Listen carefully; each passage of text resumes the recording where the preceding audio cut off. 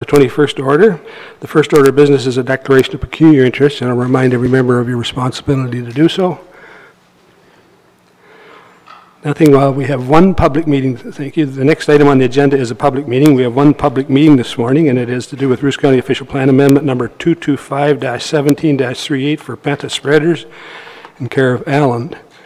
We'll have our planner present our planning report. We'll have any questions to her, and then we'll give anybody from the public an opportunity to speak to this. So this is, I believe, Amanda Herbert. Is that correct? This is your first opportunity to present before the committee, so welcome, and the floor is yours. Thank you very much. Good morning, Committee Chair Smith and Bruce County Council. I'm just going to get can we bring the PowerPoint up? Would that be possible?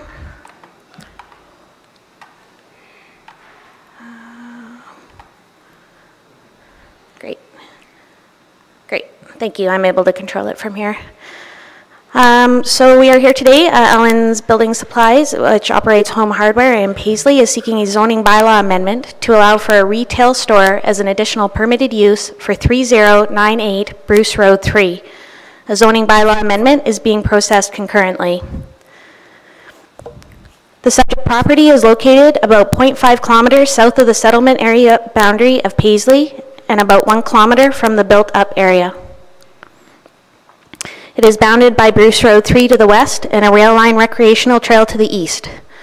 There are 2 large existing buildings on site. From 2000 to 2014, it was used to manufacture agricultural equipment, and now the buildings are underutilized. It is currently designated agricultural in the Bruce County Official Plan. So that's everything that's shown in the light green on the map there. And it is currently zoned M1-5 Agriculture, Commercial, Industrial Special, which permits a broad range of dry industrial uses. There were a few agency comments. Highways comments regarding road improvements have been shared with the applicant and can be addressed if the development is approved. There were no public comments received. We can appreciate the interest in quickly repurposing existing buildings. We recognize that the property is not a farm and is already developed for industrial use. I would note that if the activities were limited to a lumberyard, it could be permitted without an official plan amendment. That said, there are a number of reasons why commercial uses like this should locate in an urban area like Paisley. Locating commercial uses in town protects farms from incompatible activities. The proposed location is surrounded by agricultural uses. Commercial uses have 2 times the MDS setback compared to less sensitive uses, for example, industrial. The proposed development has an MDS conflict with 2 nearby livestock facilities as shown on the slide. Locating a commercial use here could impact the expansion of those livestock facilities. There is another site available to the applicants at 71 Queen Street in Paisley. Over the last few years, the municipality and county worked with the applicants as they acquired the Queen Street property, had it rezoned and redesignated, and got a site plan agreement ready. 71 Queen Street is shovel ready. So that's the one shown up in the north there. So commercial properties are most beneficial to the community when they are surrounded by people and other businesses. When commercial operations locate in town, they strengthen the community. They draw people into town instead of away from town. They create a sense of life and vibrancy. They support other community businesses. They use and contribute to municipal water and sewer infrastructure. And locating in town enables access for all residents, including those who do not have cars. In my report, you will find that these rationale are reflected in the PPS and Bruce County Official Plan as well. We understand that locating the development out at 3098 Bruce Road 3 represents a lower cost alternative for the applicants. However, there are compelling land use reasons for commercial uses like this to be located in an urban area like Paisley. There is a shovel-ready site to accommodate the specific use in Paisley. And although this may be seen as an appropriate reuse of an existing industrial building, we are concerned about relocating an existing commercial anchor outside of Paisley into the countryside. Department staff, after reviewing all factors, cannot provide a recommendation of approval for this official plan amendment. That concludes my report, and I am happy to answer any questions. Thank you very much. Very well done. Any questions of Amanda? Robert. You stated that there's 2 farming operations, but they could go ahead and have a lumber yard there.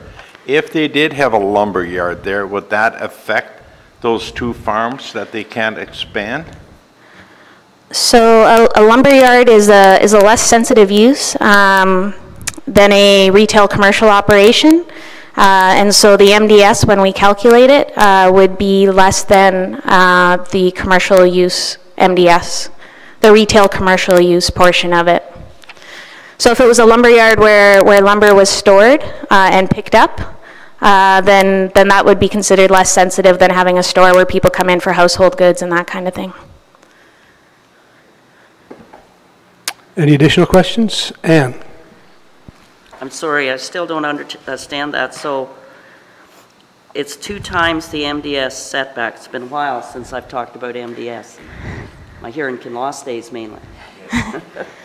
And so industrial doesn't have a 2 times MDS, or? That's correct. Industrial uses do not have the 2 times MDS. Things like settlement areas, you know, if it was a large residential development, commercial uses, generally urban uses have a 2 times MDS. That's in the guidelines that are put out by the province. Industrial uses are considered less sensitive in terms of the number of people attending the property, sensitivity to smells, and so the regular MDS applies for an industrial use.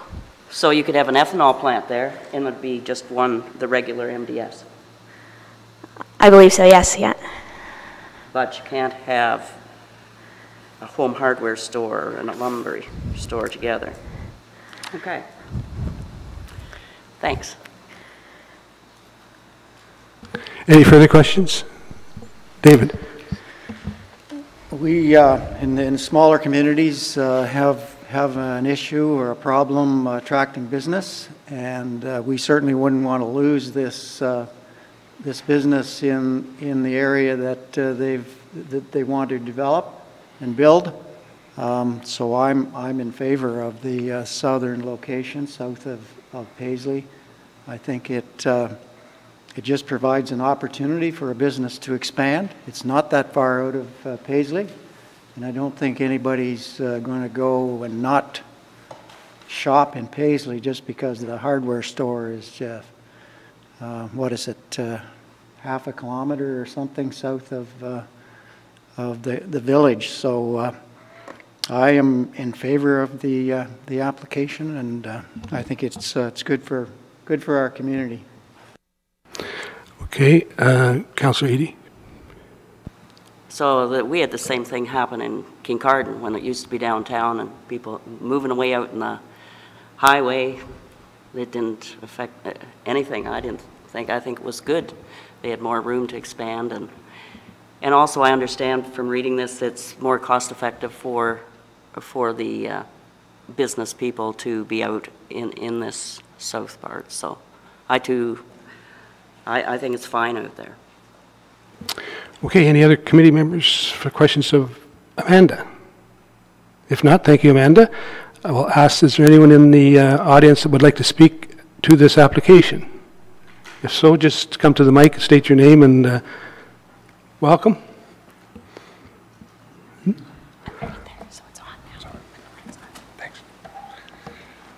Good morning, everyone. My name is Quinn Allen. I'm one of the owners at Allen's Home Building Center in Paisley. We've been employed in Paisley for 30 years now. We arrived in 1987. It's been a family-owned business by my father. My brother and I now are looking to start the second generation of this business in Paisley. We employed 19 people in the small town of Paisley. We're one of the largest employers in town. We have many families that we support. We want to continue to do that in our community. We need to grow. Our sales in the last few years have been over and above, we've seen major gains in our sales, and our downtown stores become a logistical nightmare.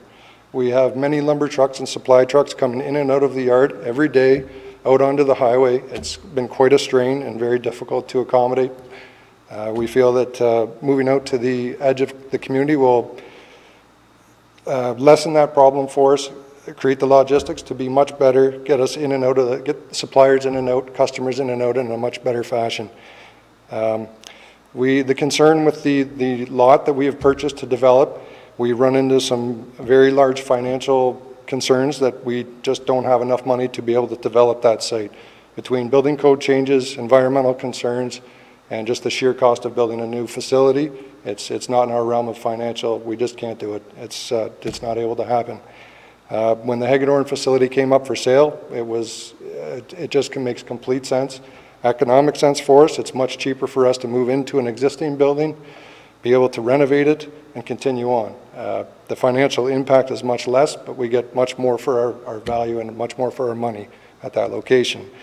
Many other small communities have had their downtown core hardware stores grow to the level that they can't support them downtown anymore, and many others have been forced out to the edges. Kincardine is a great example.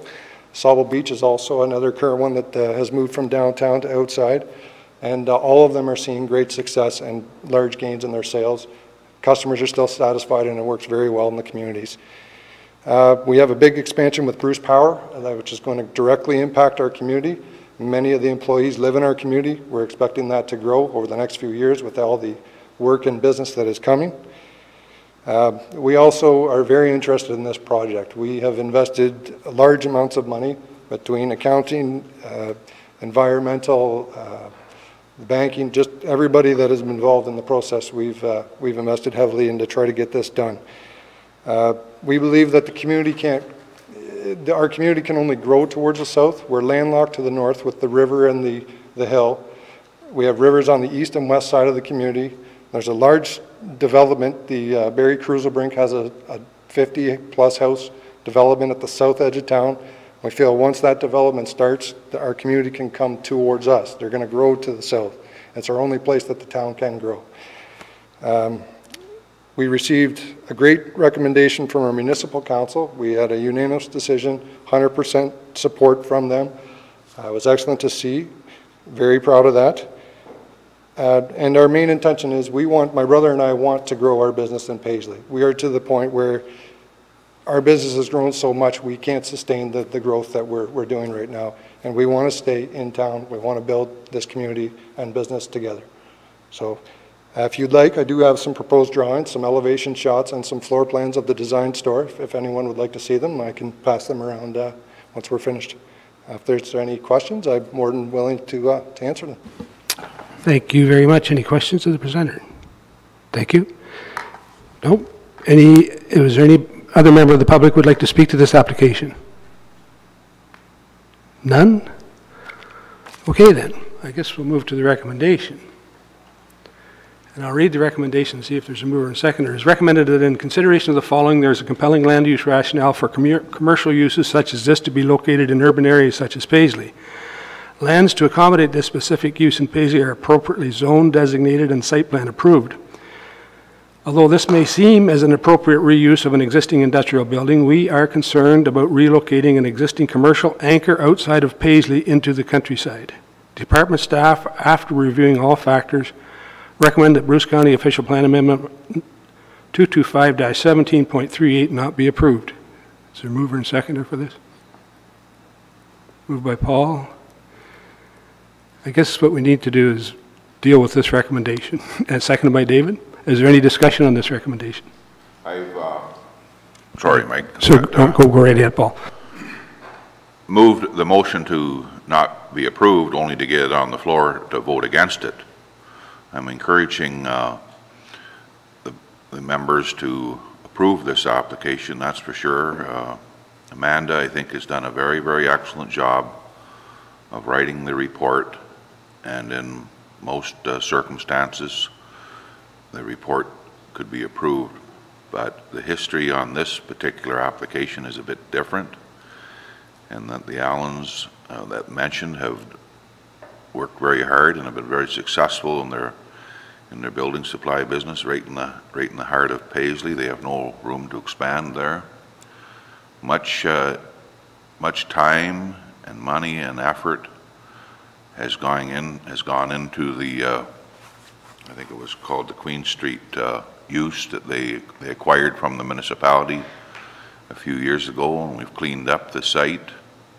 But to me, when this empty set of buildings came available, this empty set of top quality buildings, they're not that old. I mean, to me, being just a little bit south of the built-up area of Paisley, it's an excellent location, versus moving and build, if it was even financially feasible to build new buildings on the Queen Street lot. I think that Queen Street property lends itself much more to things that are needed very much so in Paisley, and it's more condos and seniors housing. So to me, it's a win-win-win that it opens up. Perhaps their downtown buildings will come on the market after they can get moved, and we'll see another use or another type of business in those buildings. And I know I appreciate Amanda's hard work and her report, but I really hope that we can see this approved today. Thank you, Mike. Any other committee member would like to speak to it? Robert? I used to deliver water softener salt there for Sifto, and I've been there like several times, and it was very congested, and you get lumber trucks in there and so forth, and it was a very unsafe site to be in with the public coming and going and so forth, very congested. So I understand their aspect about spending a tremendous amount of money to get that other building and do that.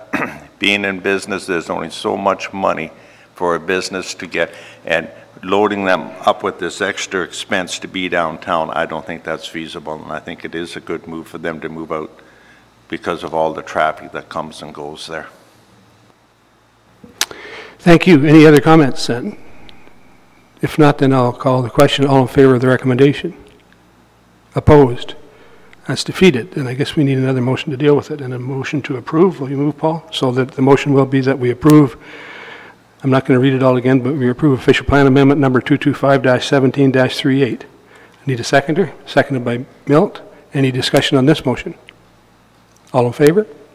That's carried. Thank you.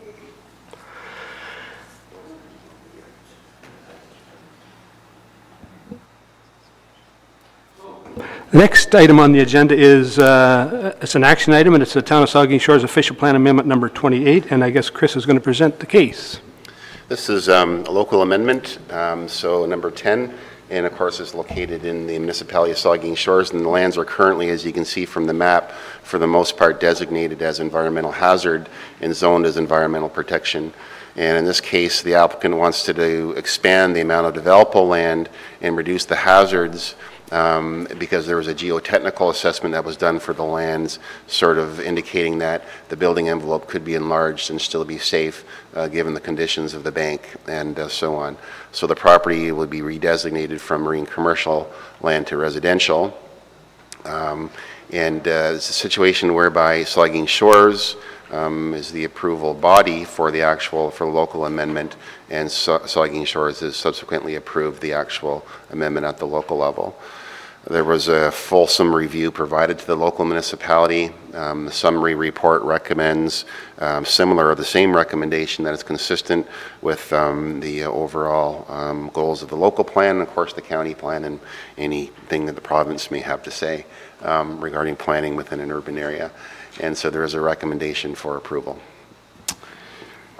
Thank you, Chris. I'll read the recommendation, and then we'll get a mover and second to discuss it. So it's recommended that amendment number 10 to the Saugeen Shores local official plan be approved, and that the director or manager of land use planning be authorized to sign the appropriate approval or decision sheet. Do you have a mover for that? Moved by Paul, second by Wilf. Any discussion on this motion? All in favor? Opposed, if any? That's carried.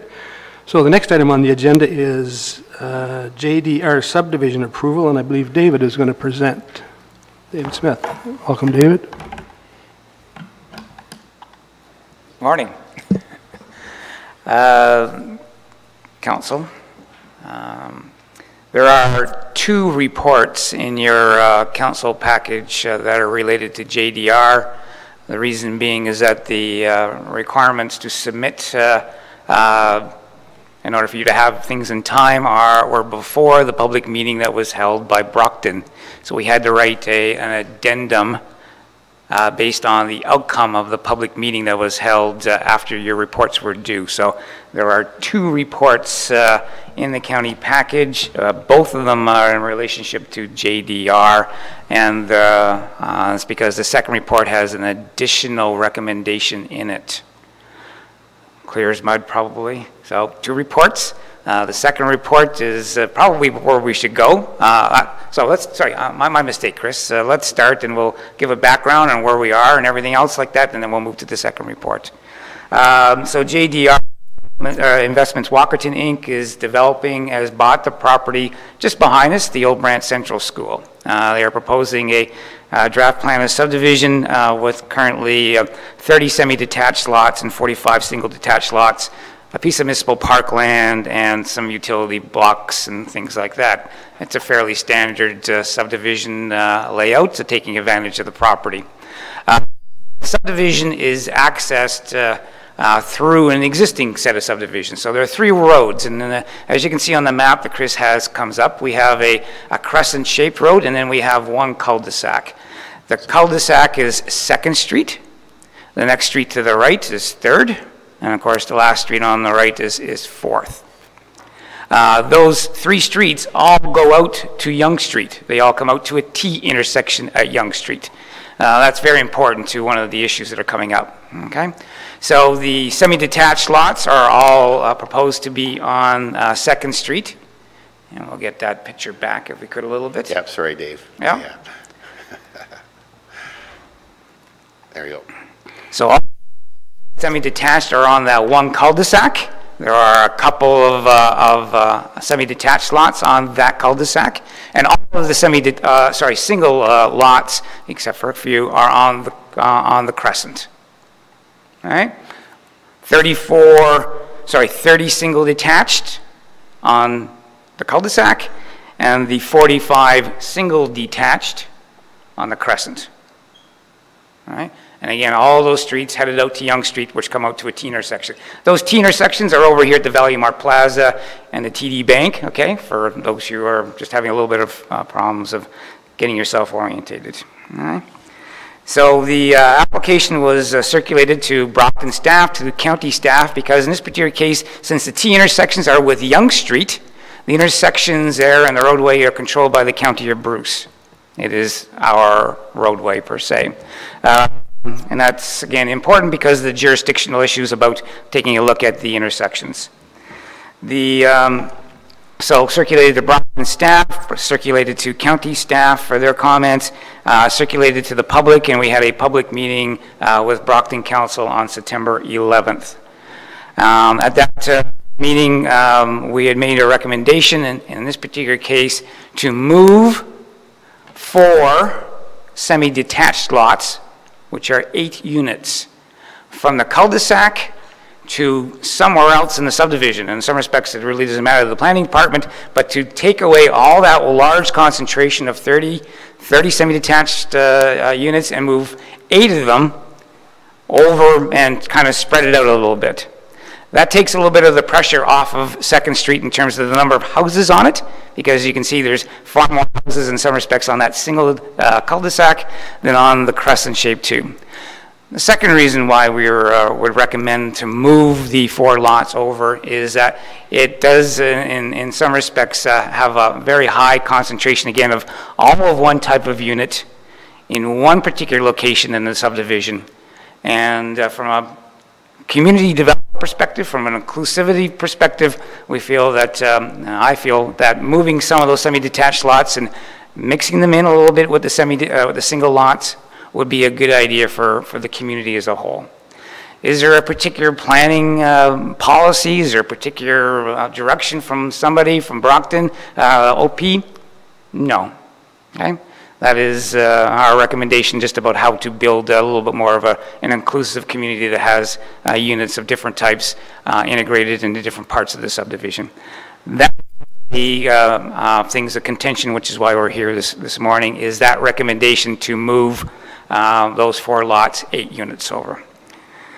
The second issue that arose from the public meeting is a request from the municipality of Brockton from council by resolution that a traffic impact study be completed by the developers for this subdivision in relationships to its how it comes out to Yonge Street and whether or not there's too much traffic there, and maybe there should be a new set of stoplights possibly or something to that effect on Yonge Street to deal with the additional traffic. That issue of traffic was dealt with by the county engineer to begin with when we first looked at the subdivision. In your package are his comments that a traffic impact study in regards to his concerns for his roadway, Yonge Street, is not required. We did make that known to Brockton at the public meeting, but they have a different view on this particular issue, and so do a number of the ratepayers that live on these streets that a traffic impact study should be done. In addition, the developer's engineer, Cobite Engineering, has taken a preliminary look at the traffic issues and provided some comments in your addendum report. And they are of the opinion also that a traffic impact study is not going to bear any fruit. There's going to be more traffic. There's no doubt about it. There's more houses on these streets, okay, right? There's 30 semi-detached on one and 45 on the other two. There's definitely going to be more traffic. But in their opinion, by just taking a look at the base information we have, it's not going to warrant things like a traffic light. It's going to increase the amount of time you have to spend at the intersection getting out, because there's more traffic, but it's not going to hit the levels, in their opinion, that are going to warrant a brand new traffic light, and therefore the cost and the red tape that comes along with that to the developer. And they're not cheap. You know, they're not $1,000 for a traffic light, they're in the hundreds, you know. So the second thing is as I said, there is going to be more traffic. People are going to have to wait longer to get out, you know. But the number of trips that are being generated from the report by Mr. Cobean in terms of reviewing this says that really about 3 to 5 cars per hour extra that are generated. And you spread that over the hour, spreads that impact, that additional traffic impact out over that period of time. So if we go to I'll read the recommendations on the second report. Chris, please. I'll go in your package. If you want to take a look and see how the streets come out, we do have some screenshots of the roadway itself. That part of Yonge Street has very good open views, both to the north and south, on all 3 of those intersections. It is busy. The Value Mart Plaza is across the street. There's no doubt about that. The school, the Walkerton Community School, is just down the street a little bit. So it's a very busy stretch of roadway, but not to the extent that a brand new set of lights, in our opinion, are required. So our recommendation is that Bruce County Draft Plan of Subdivision Application 41T 2017 be approved as revised by the Planning Department, showing the relocation of 4 semi-detached lots. And secondly, that a traffic impact study for the plan of subdivision not be required. Thank you for saving me for reading that, David. So I guess we'll take a motion, or a mover and seconder for that, and then take any questions on the report. Mover for the motion that's just been read. Moved by Ann, seconded by Robert. Any discussion on David's report? If not, then all in favor? Oh, sorry, David. Yeah, this is, I'm certainly going to wear my county council hat today and say that I personally don't have any issue with the movement of those townhouses within the property. We want to be inclusive in our community, and I think that's a good thing. And I've thought a lot about the traffic study. I did originally suggest that maybe there should be another outlet going across Bill Street to Ride Out, but that would only make an opportunity for more traffic coming in as kind of a bypass from Ride Out Street across through that subdivision. So one other point, if the traffic is an issue sometime down the road or shortly after the subdivision is complete, a traffic light could be put in at where the crosswalk traffic light is now. So that could happen at a later time. So the issue about the traffic light and having that as more of an area where the traffic comes out doesn't concern me too much. That could take place at a later date. Thanks, David. Sorry for getting too fast there. Robert? There is actually a traffic light down the road either way. So when those lights turn red, there's always a bit of a block in the traffic. If those other two lights weren't there to create a bit of a block every once in a while, I could maybe see people having trouble getting in and out because there'd be a constant flow of traffic.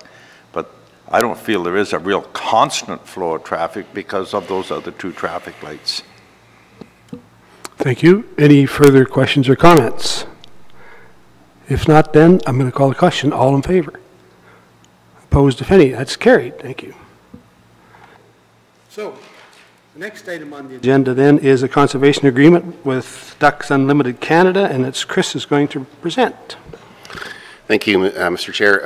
You recall a couple months ago, we received a request from Ducks Unlimited to update the access agreement for a Ducks Unlimited facility on the county property, and this is because there's funding, infrastructure funding for upgrades for these facilities. Since then, they found out there's more opportunities for funding, and in fact, we have 3 of these facilities on the Lindsay Track property, and this is a request to extend the existing access agreement to permit improvements on those properties.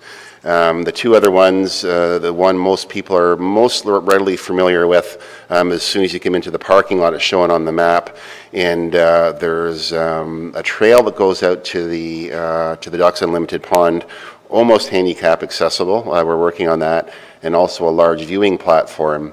So this one's actually become quite popular for a place for people to go in and take an easy stroll. And see the pond. So the black line is the dike. It needs to be reconstructed, and then the outlet is problematic because it's old and rusty. They're not really beaver-proof as some of the newer ones are. So the proposal is to repurpose the dike, and then the metal box that controls the water within the wetland, and then there's the additional one located elsewhere on the county forest as well. So Ducks Unlimited has been a very good partner on these properties over the years. No problems or no issues, and it adds some texture and interest to that forestry product, which I think is a good thing from a tourist perspective and from a neighborhood perspective as well. So recommendation that the agreements be approved. Thank you, Chris. I'll read the recommendation. The recommendation is that the County of Bruce enter into 2 additional conservation agreements with Ducks Unlimited Canada to maintain and improve portions of the Lindsay Track as habitat for wildlife and waterfowl, and again grant permission to the Director of Planning to be the signing authority for these agreements. I need a mover for that. And Wilf, any discussion on this? If not, then all in favor. Opposed, if any? That's carried. The next item on the agenda is a red grant signing authority, and Kara is going to present. Welcome, Kara. Good morning. Thank you very much. Just give me one shake here. I'm going through all those planning applications on the agenda, catching up. So I think we've mentioned that as of January this year, the Rural Economic Development Grant was re-released by the Ministry of Municipal Affairs, or sorry, wrong ministry, Ministry of Agriculture and Food. And as a result of that, we applied for 2 applications to the Rural Economic Development Fund. We'd used these applications previously for a couple of studies. and we wanted to specifically apply for two, or one around the methodology to assess the economic impact of tourism in Bruce County. This has come out of some work we've done over the years with regional tourism organization 7 to look at if there's an effective way to collect primary data in Bruce County that can give us a really good indication of how the tourism industry is functioning and impacting our economy. Right now, we're not entirely certain where this is going to go because we don't know that methodology can be adopted, but we are looking to see if there is a feasible way to do that, because I think if we are successful there, it will really give us a good picture of how this is working in Bruce County and potentially be a good best practices for other municipalities and counties to look at as well. So the county has in its budget $40,000, and we requested the matching dollars from the province, and we were successful in achieving that $80,000 budget for that project. The second project was around the Business to Bruce project, and specifically related to our community enhancement. I will make a minor correction to the report there under the dollar amount. So the project total is $180,000. The $90,000 contribution was made up $45,000 from Bruce County, and then we partnered with Brockton, Saugeen Shores, and Huron-Kinloss for the other $45,000. So there are four partners in that, along with the province of Ontario. So we're looking at a total project cost of $180,000, and this will really help move our communities into the implementation phase of Business to Bruce, which we're excited to see advance in 2018. So both of these grants have been approved by the province of Ontario. They're contributing 50% of the eligible cost to the project, and what we're looking for with this report to committee today is to authorize the signing of the agreements with the province by both the warden and the clerk. Thank you very much. Thank you, Kara. The recommendation is that the warden and clerk be authorized to sign the rural economic development grant agreements between the province and the county, including 1, the methodology to assess economic impact of tourism in Bruce County, and 2, the Business to Bruce Community Enhancement Project. A mover and seconder for that, moved by David and seconded by Robert. Any discussion on this? Ann? So are you looking at the capacity of certain areas for tourism, and if there's not enough capacity, will that the lower tier municipalities in the county have to invest in infrastructure and capacity, and maybe even the province? Is that part of it at all? Through you, Mr. Chair, the focus of the tourism one is really on how do we understand the impact that tourism is making in our overall economy. So less related to the infrastructure piece. But right now, as an example, when we look to see what numbers we can pull together to illustrate what jobs are being created in tourism, the dollars invested by people traveling to the region. We don't have solid numbers on that because it's usually either at a really secondary base, so really high level that we're able to pull numbers, or it's not specific to the tourism industry. So there's it's really a real gray area. What we learned a few years ago working with RTO 7 is that our local partners were collecting a number of data. So if you look at entrances to parks and campgrounds, those gated attractions, we were getting numbers. So they were collecting the numbers, but we weren't collecting them in a standardized methodology. So it wasn't consistent, and we couldn't aggregate it together and then make implications of that economic impact come forward from it. So really we're looking to see, can we standardize that methodology, get our partners throughout the community collecting consistent data that then we can make some inferences on related to the economic impact. So as an example, usually around this time of year, I usually get a call that says to me, how is tourism in Bruce County this year? And really the only answer I can usually give is anecdotal that I've heard from our business community. But what we'd like to is get to a place where we're starting to see the year-over-year trends of what's happening with tourism. So I hope did that answer the question? I just was wondering, so it's not looking at, say, does Kincardine have the capacity, or does North Bruce Peninsula have the capacity? If tourism starts to increase, it could double. Say, do we have the capacity, and what do we need to do to get ready? Because our tourism is definitely increasing in some areas. I really notice that we're getting people from different areas in Kincardine that we didn't get before. So that's, so you're not addressing that?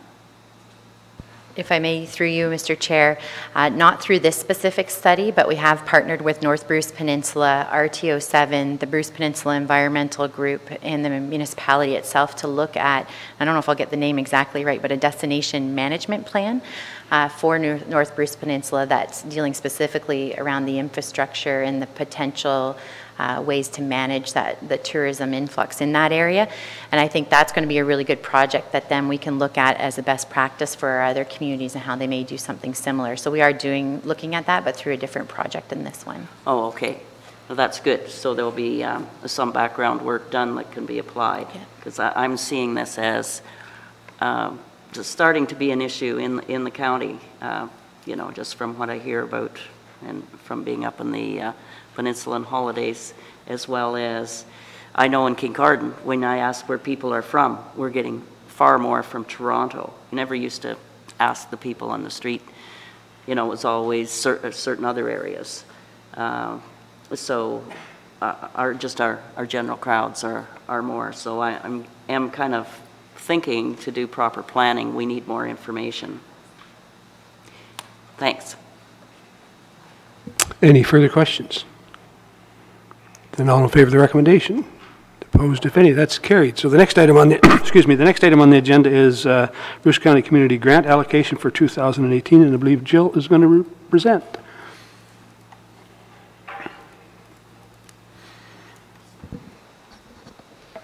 Good morning, Mr. Chair, committee members, and staff.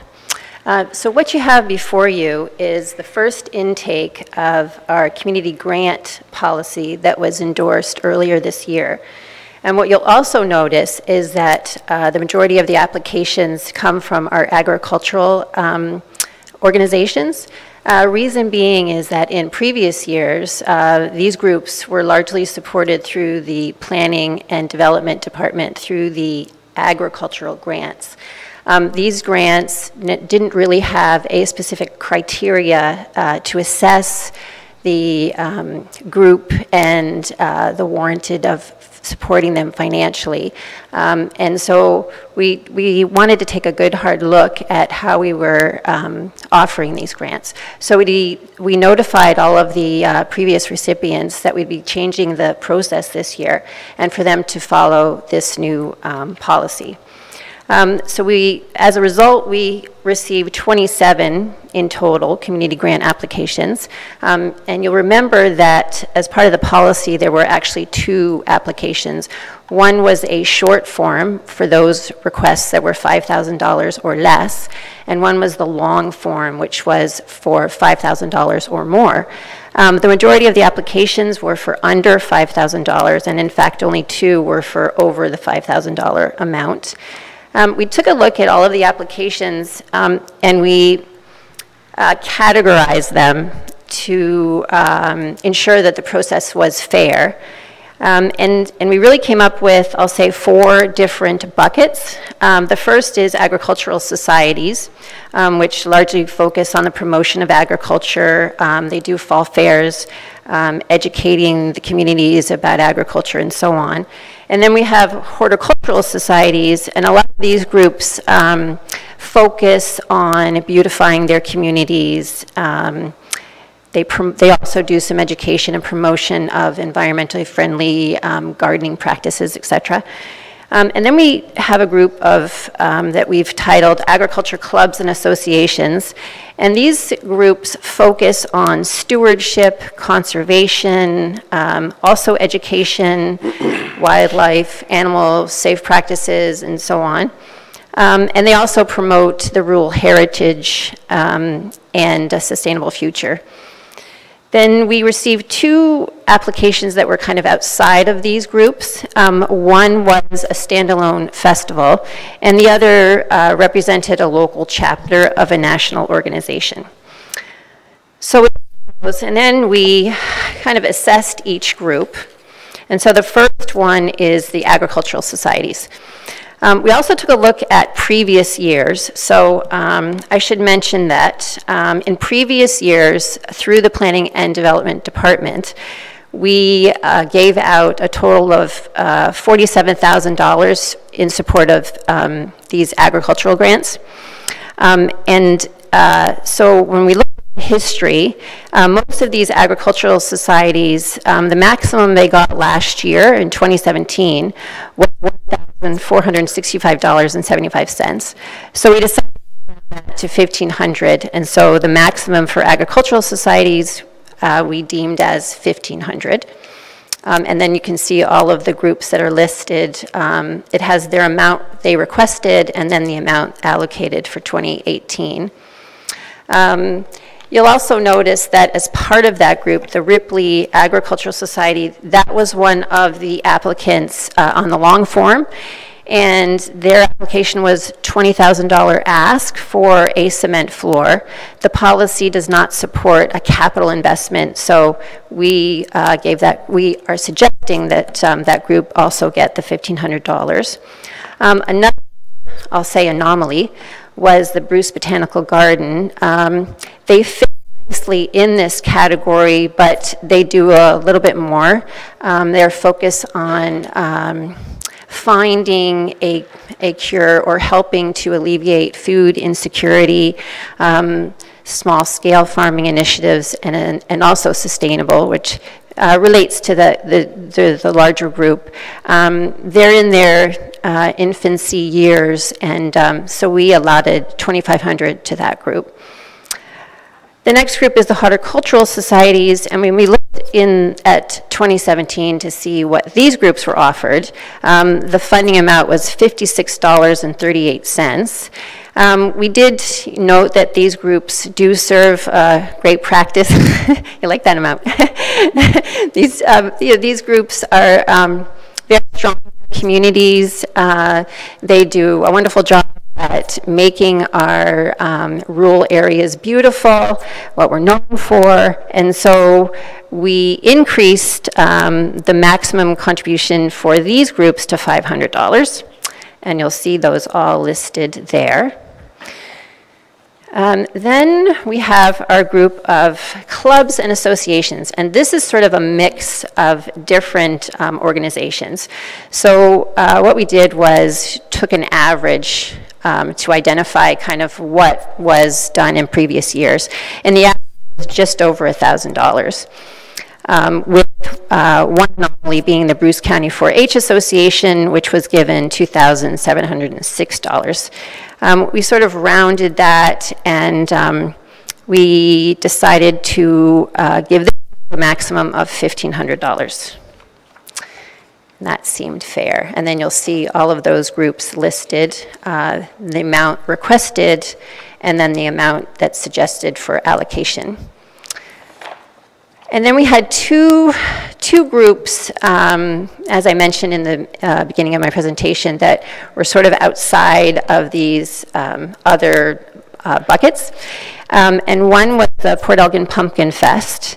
And that's a festival, which the county doesn't support festivals and events. So that one, we're suggesting that, that we don't allocate any funds to that group. And the Society of Grey Bruce, it's a local chapter. It's a wonderful organization, but they are able to fundraise in other ways. So we're suggesting that that group not receive funding.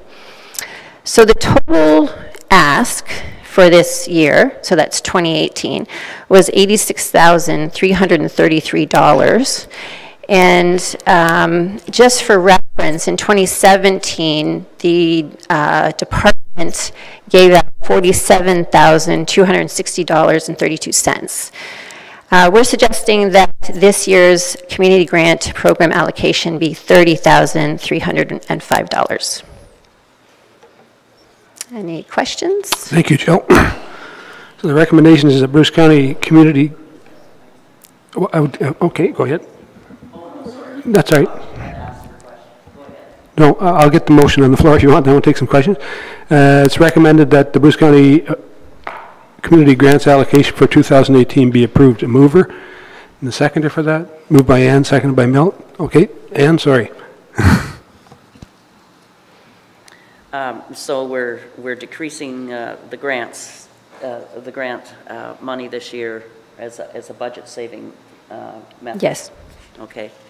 And so I'm trying to remember, it's great, all these organizations and the ag emphasis, and I just wondered, I was trying to remember, in our grant allocation, did we have anything for arts? Like, is it possible for? Yes. It is yes. possible? Yes. Okay.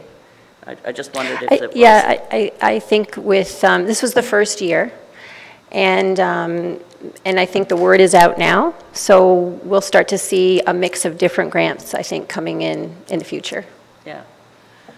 Oh, that's good, thanks. I just couldn't remember. Any further questions? Councillor Eagleson. I really appreciate the work you've put into this and the format. I guess I'm kind of wondering, when it comes to some of the horticultural societies, I'm really pleased to see the ones that got the grants in there, but there's many more horticultural societies. Like, how did the message get out there to some of those societies? Because I see Chesty applied, Tara applied. I'm pretty shocked Paisley's there didn't apply, or did some apply and not make this list? No. What we did was we have a mailing list of all previous recipients, and they all received a letter plus the policy with the application form. So anyone that was on our list did receive the information, and I don't know why they didn't apply. Well, so it's an excellent start. I certainly support what you've done here, but I would suggest next year we'll see many more horticultural societies when the word gets out there. And I think so. The other thing I just want to touch on, you mentioned it and talked about it quite well, about the Port Elgin Pumpkin Fest, because it's a community event or a festival. And I see that almost all the fall fairs got a minimum of $1,500. And I'd like to also tie it with, I don't see where the Paisley Historical Society that operate the steam show, I don't see their name on here, that perhaps they didn't apply, but I think those, so you can call them festivals that you want, but to me they're just, the Pumpkin Fest in Port Elgin is a fall fair. It's in the fall, and it's fair and it's fun. Yeah, I think I think it originated as a fall fair, but it certainly turned into a much bigger event, and they are supported in many different ways. I think too, one of the things we took a hard look at is how do we support these groups, but also make them sustainable, help them become sustainable. And by contributing to them every year, they sort of get used to that. And this is kind of a good example of how the Port Elgin Pumpkin Fest really, they're sustainable. They've been operating for years, and they have a lot of resources from other avenues. So that was kind of the rationale. Okay, I'll accept that one, thanks. Any further comments? All in favor? Opposed, if any, that's carried. Thank you. Thank you, Jill. So the next item on the agenda is an information item. It's the ETB website one-year review pilot partnership final evaluation, and Kara is going to present the report. Thank you, Mr. Chair. So as the committee will remember, last year, about October of last year, we brought a recommendation forward to committee to enter into a one-year pilot partnership with a third-party supplier of data for the Explore the Bruce website. That was with a company called Tourist Town Inc. that's run out of Saugeen Shores here in Bruce County. This exploration of a third party was an outcome of the department examining a number of efficiency and effectiveness measures around our tourism program right around that year, those years of 2015, 2016. And as that original report noted, the Explore the Bruce website was sort of the last piece to move forward. At the time when that report came forward, it was disjointed and lacked up-to-date and current information, and we wanted to explore whether or not a third-party supplier could improve that site's ability and meet its business objectives. So this This report in front of you today is the staff's final evaluation of how that's gone over just short of a year. We entered into the agreement in December of last year following that report. So the initial report that was provided to you had a number of objectives that were noted. So and those are on page 2 of this report. I won't go through them because they're a repeat of what you originally saw. But we wanted to achieve a number of objectives related to the Explore the Bruce website. What we did to evaluate how this partnership went and to give some feedback to the committee is we distilled those down into 3 specific categories that we could provide the evaluation around. So the one is around highlighting the best of, the second is around trip planning, and the third is around the business listings. And I'll just go through those for you. So highlighting the best of the county, and that the original objectives, we really looked at how can the county and its online presence really function as fulfilling the top of what we look at as sort of the sales funnel and create that dream for people looking at Bruce County about coming here as a place, as a destination. And when we looked at that, what the current site, or the previous site, I should say, so the 2016 site was doing, it was really functioning as a directory listing. It had been created 15 years prior. It was created at a time when there wasn't a lot of websites out there, and it was really trying to get information in the hands of our visitors. It created a directory listing from everything from listing where the LCBO and the grocery store was to where our major experiences and trip motivators were. So we were wanting to see whether or not we could move those objectives to the county functioning as this place where people would dream about coming. To illustrate how we feel like the new website, the 2017 website, has done, at the bottom of that page you'll see to date that 93 blogs, experiences, and tours have been added to the new site. This is in sharp contrast to what we were able to do previously with only 16 blogs being added in the previous year. All of these blogs have been created. They speak in the Explorer voice. They've been done to really entice people and get them thinking about Bruce County as a destination. To that end, in the last report that we did, the update report in April of this past year, that interim report, we also highlighted for you what were there's a table on, I believe it's page 3, what the top destinations of the 2016 website were. So in those overall goals and objectives we were trying to achieve, we were also trying to get people to move around the county, and so we wanted to start highlighting the 3 regions, and we've identified those regions as the peninsula, the lakeshore, and the interior. And the intent was to provide a better overall experience to the visitors as they experience the website and then help relieve some of the congestion on the peninsula. So in that interim report, we provided to committee the top 10 pages from the 2016 website, and that has been provided to you again today. And you can see there the 2017 numbers have been added to as a contrast to that. Looking at these metrics, and I'll be the first to say I'm not the expert on the metrics, but looking at these metrics, there are some analysis that we can pull from it. And really what we pull away from it is that we do see a decrease in our bounce rate, so that's people going onto the site and leaving quickly. We see them leaving, or a decrease in the exit rate with the exception of a couple of exceptions, and that's people visiting this page last and then leaving the site. And then the average time on the page. So there are 4 instances in there where the average time has gone down. And when staff take a look at that and put some analysis into it, really our thoughts are around those pages, which are the Grotto, the Chichimon, the National Park, and Lion's Head, were the ones that we do receive the most calls on also. So our thinking is that people open up, find the contact number for Explore the Bruce, have the page open, and then call us, because those are the ones that we have the most repetitive calling on. So the potential is that people are staying on the phone while they're completing the call with us to find out how to book the Chichimon or how to book a campsite. So overall, the new site does have a much lower bounce rate and exit rate as per the previous site. And this is telling us that users are finding the information that they want, and that they're also continuing on to other areas of the website, which was really one of our main objectives. Well, so as I noted, like our staff are spending less time on the business and the events listings, that database piece, and they've been really able to drive the content on that Explorer or on that bigger dream phase, and we believe that this is having an overall impact on how people are interacting with the site. The second place that we evaluated was on trip planning.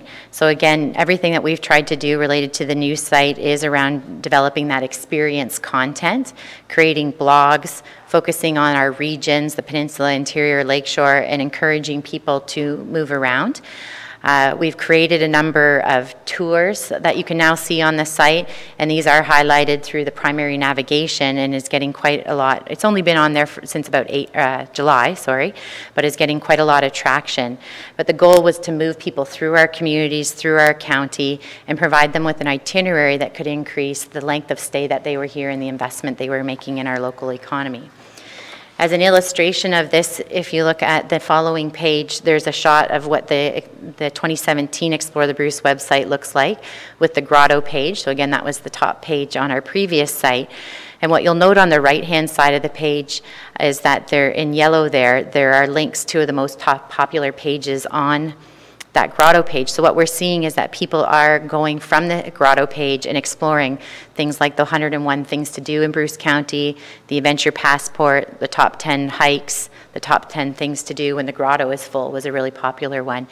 So again, they're finding the information that they want, they're finding the information on the grotto, but then they're spending time on the site and they're exploring the other areas of Bruce County, and this was one of our overall goal.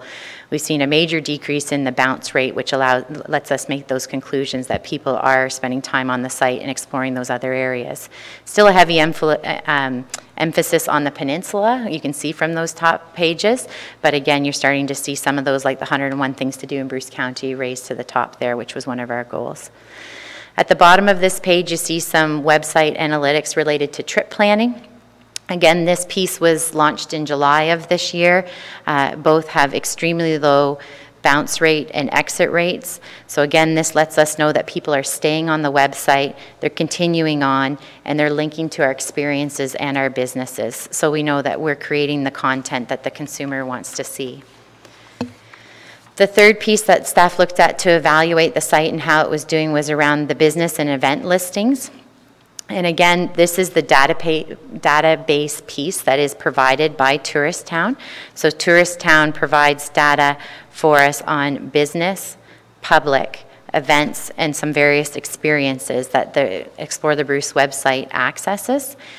And right now what we see is that the business community itself and the communities in general are updating those databases, and they're providing those content. Explore the Bruce is then accessing it, and so that we believe in the end that our overall workflow and our process required around administering these databases has been extremely streamlined and coordinated with with a third party providing those databases. So in summary, this report illustrates the evaluation of how a third-party platform and database have fulfilled the business objectives of the ETB website as outlined in our economic development strategy. As next steps on this and to continue to move this forward, staff are going to issue a request for proposal following this report, which will give us the opportunity to evaluate if there are any other online platforms or any other databases that we could look at that would meet those business objectives. The RFP will allow businesses to bid on the provision of providing, again, that integrated platform, the various design elements, and that database administration for all of the county. So our goal is to provide this RFP in September of 2017 to continue to move the process forward. As noted at the beginning of my presentation, the one-year pilot project is until December 31st, so that gives us a little bit of time to transition if necessary. But staff will continue to maintain the website in the meantime, highlighting those best of attractions and the dream phase of engagement that we were looking to foster through this project. So thank you very much. Thank you, Kara. This is just for information purposes, so we'll take any questions or comments to it. I just have one. I think, is there an effective way? I mean, you've done a very good job of analyzing how we've had visits to the website and people interested, and I know it would be very difficult, but I think our objective is economic development. Is there an effective way to measure that from the operators to say they're quite happy with this and that we're seeing an increase in traffic because of this or an increase in business because of this? It's probably pretty complicated. Perhaps that's what that grant that you started away about 3 items before would be, I think would be a good way of trying to measure how effective this program is. Yeah, so if I may, I think that's a really good point, that will start to have a look at it. One of the things that I think we've always struggled with is getting the real-time sort of hard data. That's something that business owners keep close to their chest. So through that other grant, the Rural Economic Development Grant, our intent is to sort of build those partnerships and get some concrete data that we can start to look at. Any further questions then? Milt? Of course, I was a critic of this thing from day one, and how do now this RFP that's going out, like the advantage that this company now has over others, I mean, how does that play into the whole, how are these other people able to, I mean, this person here has experience, obviously. So how do other people compete with this company here now? Because it was an unfair process from day one, in my estimation. So how do they compete, like, and have on a level playing field is what I'm referring to. Can I answer that? First of all, within the RFP process, there's a ranking system where RFPs are ranked on a percentage basis, and there's a review team, and they're scored on a number of different factors in terms of price is weighted at a certain thing, experience in this type of business has always been one of the ranking criteria that we would use for any vendor. I think if you look at the 3 factors there, I think what we're trying to do is separate them out, because last time when we looked at it, there seemed to be a lot of confusion between the private and public aspect of it. This RFP, if you look at it in the 3 phases, is number 1, the platform, an integrated web platform, which I would argue that many people could provide, and the fact that this was developed for our office would provide no competitive advantage in terms of the design elements. There's hundreds, if not thousands, of web contractors out there who would be capable of uploading all of our design elements, which we already have from the branding project, and that's not difficult at all. And I would argue on the first 2, I don't see a competitive advantage. Number 3, this is one of the primary reasons we started the pilot project is this provider in the community had a database that was collecting information. And with people accessing it and other providers, business owners and so on, entering information in events. And so we struggled for years and years and years to try to maintain some sense of an updated database. We had a full-time web content person plus support people, and it didn't work. So I think it's competitive to the extent if there's other people out there who have a database, they should come forward and they should bid on it. If he's the sole person who has a database, that needs to be considered. But under all 3 elements, I would suggest there's many people who could apply. Looking back at it, and the question is, had we to have done it again, I would have slightly changed the language in the original RFP to say that we want a license for data.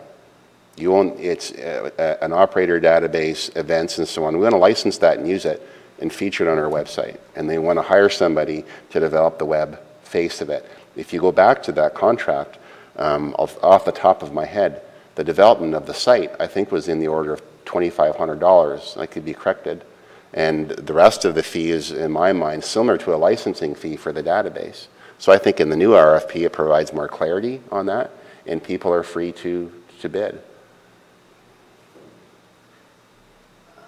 If it's as simplistic as you indicate, Chris, I guess then I really have trouble with the first go with Tourist Town being the only one that was like Tourist Town given this. I thought they were just given this opportunity because you felt that your department felt that they had the database, or they had already been collecting this. Through you, Mr. Chair, I'll jump in at this point because it's important to recognize that a year ago in October, we didn't know if it was possible to do it. And the only, based on our market research, the only organization that we were aware that had the technology was Tourist Town. The engagement of the pilot project and the recommendation that came before council for the pilot project was so that we were not ultimately committing ourselves to any organization. Now we've gone through it, we've got the scars to prove it for the past year, and we may in fact find that there's now 10 firms that can deliver the database administration aspect that Tourist Town can. But we may in fact find there's no one else that can do it.